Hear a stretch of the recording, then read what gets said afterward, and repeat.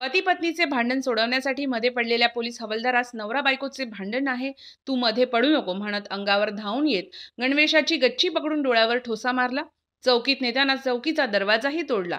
ही घटना दुपारी 12:40च्या दरम्यान घरकुल पोलीस चौकीच्या मागे महापालिकेच्या दवाखाना परिसरात घडली. गणेश हनुमंत काकडे वय 29 याच्या विरुद्ध शासकीय कामात अडथळा आणल्याबद्दल गुन्हा नोंदला असून त्याला अटक करण्यात आली आहे.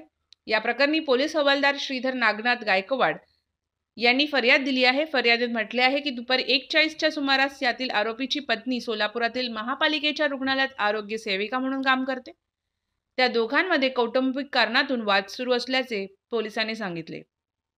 मंगळवारी 2 जानेवारीला दुपारी 12:45च्या सुमारास फर्यादी गायकवाड यांना महापालिकेच्या रुग्णालयात आरोपी गणेश हा पत्नी सुषमा यांना मारहाण करत असल्याची माहिती मिळाली.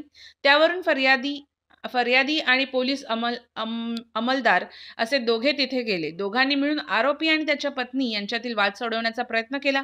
मात्र आरोपी गणेशने नवरा बायकोच्या भांडणामध्ये तू मध्ये येऊ नकोस म्हणत तो फर्यादीच्या अंगावर धावून गेला.